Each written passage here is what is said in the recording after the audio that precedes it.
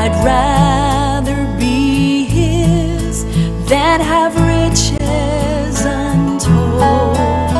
I'd rather have Jesus than houses or lands.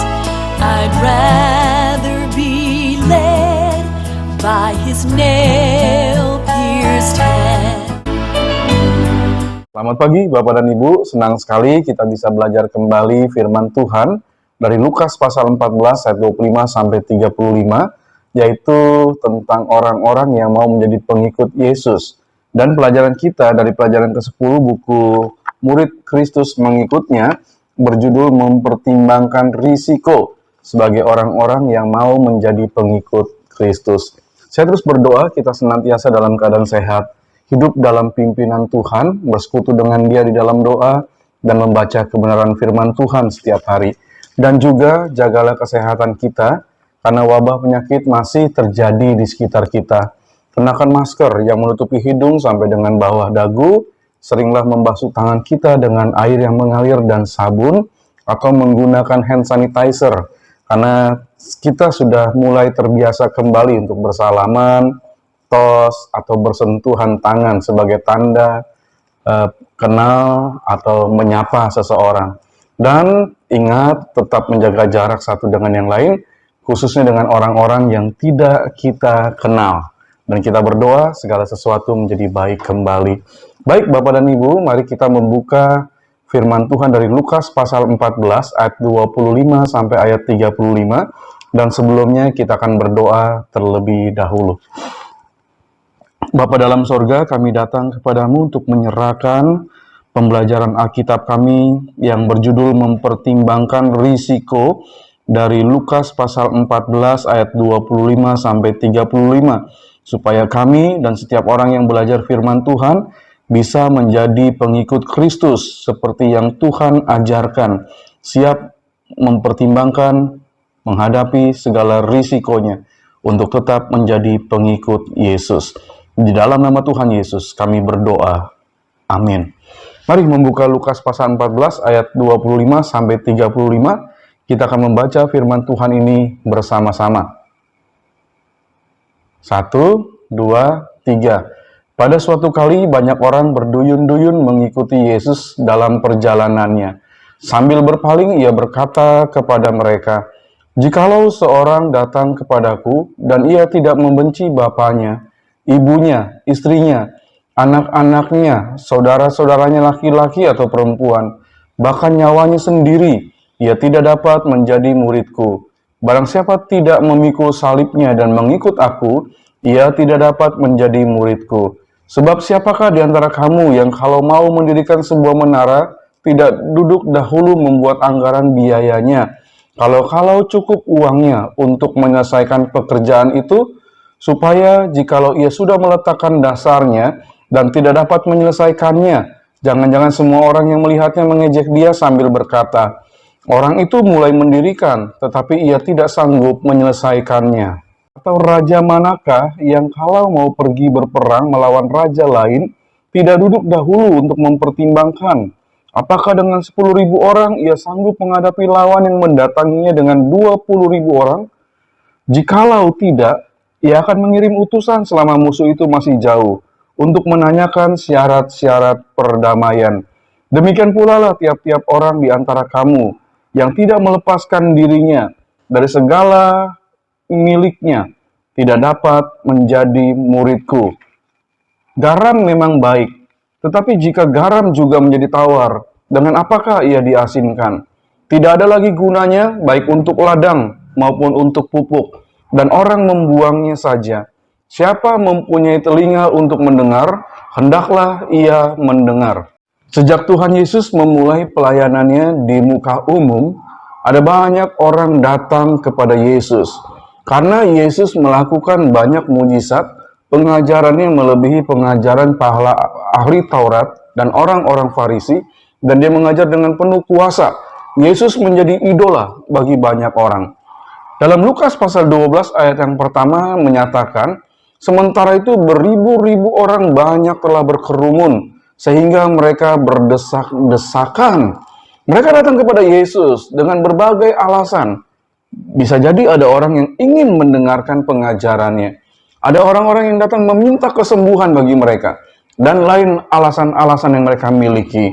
Yesus mengetahui pikiran mereka, siapa yang benar-benar mau mengikut Yesus, dan siapa yang hanya ikut-ikutan. Yesus mulai mengajar mereka, menolong mereka, memberi perhatian pada mereka. Namun sesungguhnya kerinduan hati Kristus adalah supaya mereka mau menjadi murid-muridnya, mereka sungguh-sungguh menjadi pengikutnya dan mau belajar darinya. Ayat-ayat yang kita pelajari pagi hari ini berbicara tentang mengenai risiko mengikut Yesus dan proses menjadi muridnya sepanjang masa. Kita juga melihat ada syarat-syarat yang dinyatakan oleh Tuhan Yesus bagi orang-orang yang mau menjadi murid atau pengikutnya. Baik, Bapak dan Ibu, mari kita memberi penilaian atas pertanyaan demikian. Siapakah Yesus bagi kita? Apakah kita hanya orang yang ikut-ikutan? Atau sungguh mau menjadi pengikut Yesus? Apakah Yesus bagi kita hanya orang yang perlu kita lihat untuk mempertontonkan mujizatnya? Atau kita mengakui bahwa dialah Tuhan dan Juru Selamat bagi diri kita? Seharusnya Yesus adalah Tuhan dan Juru Selamat bagi diri kita. Yang kedua, hal apakah yang membuat kita tertarik untuk beriman kepada Yesus? Apakah hanya mujizat-mujizatnya? Apakah hanya pengajaran-pengajarannya? Atau lebih mendalam lagi, mujizat pengajaran dan keyakinan kita bahwa Yesuslah yang memberikan keselamatan bagi kita. Lukas pasal 14 ayat 25 mengatakan kepada kita bahwa ada banyak orang yang berduyun-duyun mengikuti Yesus dalam perjalanannya. Dan sampai ayat 27, kebenaran firman Tuhan ini memberitahu kepada kita bahwa yang pertama, mengikut Yesus harus mengerti risikonya. Apa risikonya untuk mengikut Yesus? Bagi setiap orang yang mau mengikut Yesus, Yesus mengajarkan bahwa mereka harus memiliki fokus hidup yang mengutamakan Dia di atas segala sesuatunya. Dan prinsip itu tercatat di ayat yang ke-26. Jikalau seorang datang kepadaku, dan ia tidak membenci bapaknya, ibunya, istrinya, anak-anaknya, saudara-saudaranya laki-laki atau perempuan, bahkan nyawanya sendiri, ia tidak dapat menjadi muridku. Apakah kita berarti harus memutus segala sesuatu atau hubungan kita dengan keluarga kita? Tentu saja tidak. Kita diingatkan bahwa pada suatu hari mertua Petrus sakit, Yesus datang dan menyembuhkannya. Matius 8 ayat 14 sampai 17, Matius 1 ayat 29, Markus 1 ayat 29 sampai 34, Lukas 44 ayat 38 sampai 40. Nah, hal ini membuktikan bahwa Yesus mengasihi keluarga dan kebenaran ini sangat penting. Tetapi mengasihi Yesus yang memberi kita keluarga adalah yang lebih utama dan terutama. Kita harus mengasihi Yesus lebih dari keluarga, dari pekerjaan, dari hobi kita, dari harta, bahkan nyawa kita sendiri.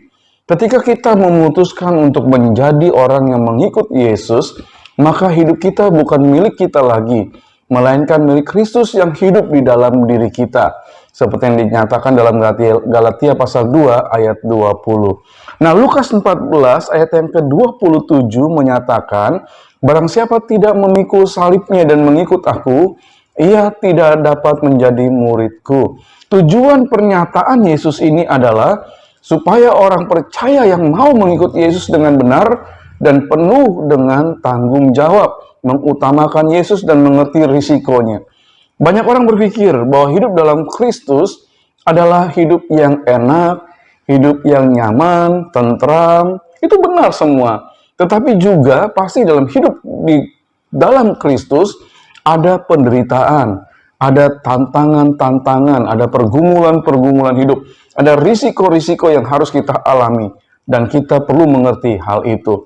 Murid Yesus harus siap menderita bila memang itu bagian yang harus ditanggung karena memenuhi kehendak Yesus. Yang kedua, mengenai mempertimbangkan resiko sebagai pengikut Yesus, mengikut Yesus harus memiliki perencanaan yang baik. Lukas pasal yang ke-14, ayat 28 sampai dengan ayat yang ke-33. Nah, Yesus memberikan dua gambaran tentang perencanaan yang matang untuk menjadi muridnya.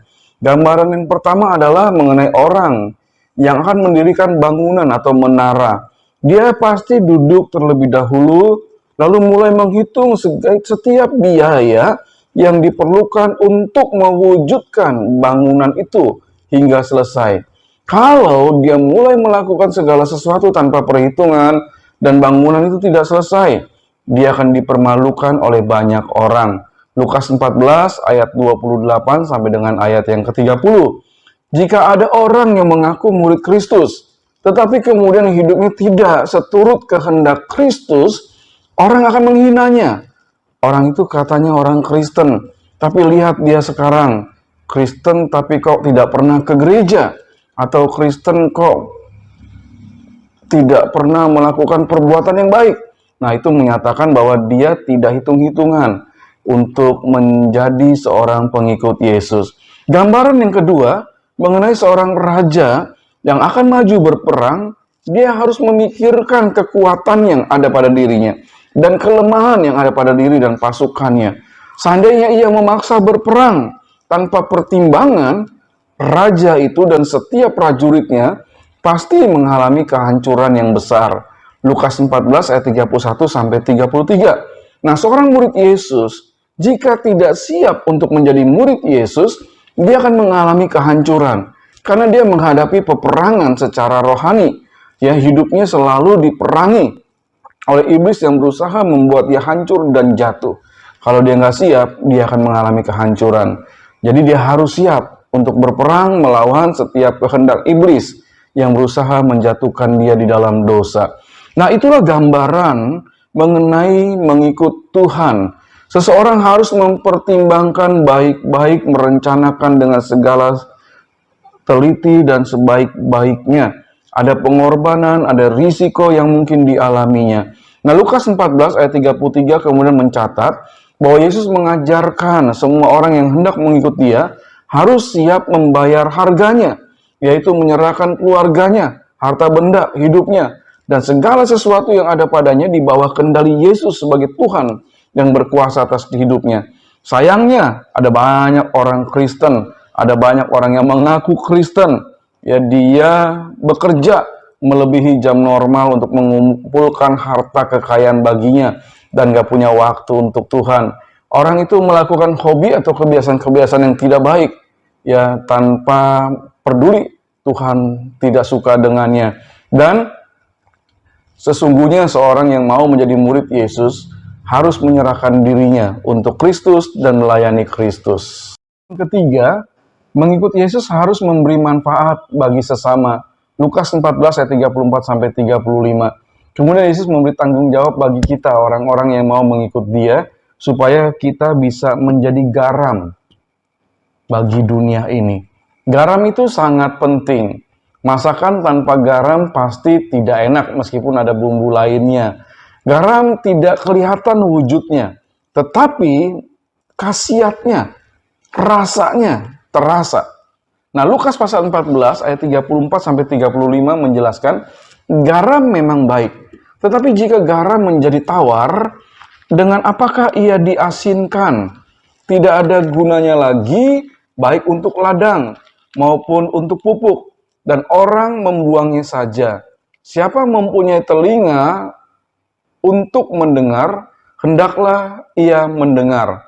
Garam yang sudah menjadi tawar tidak berfungsi, sehingga akan dibuang.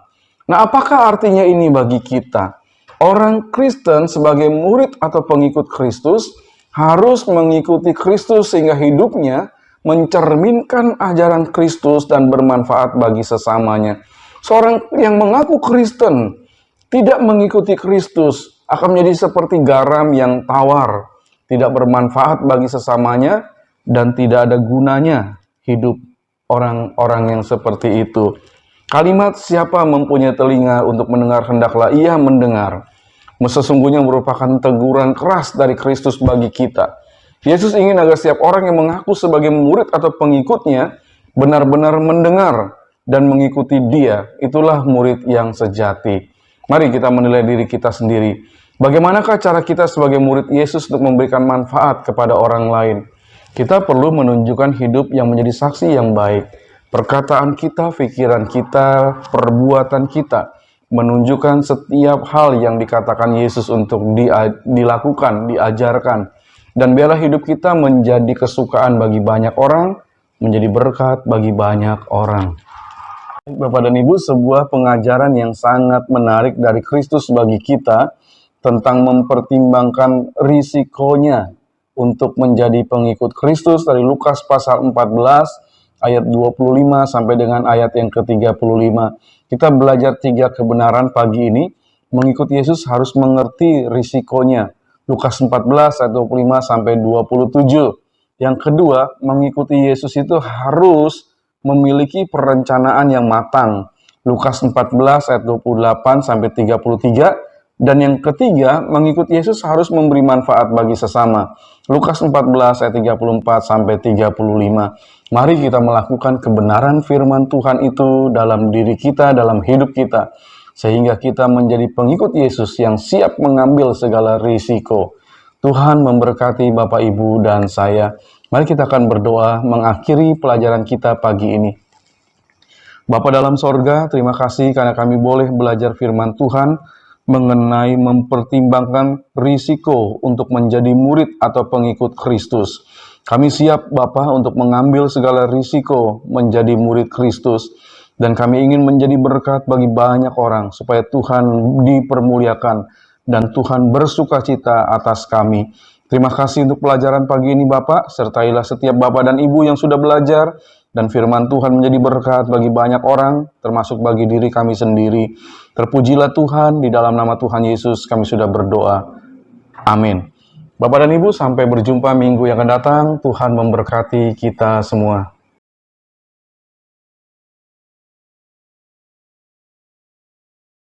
Than to be the king of a vast domain, or be held in sin's dread sway. I'd rather have Jesus than anything this world affords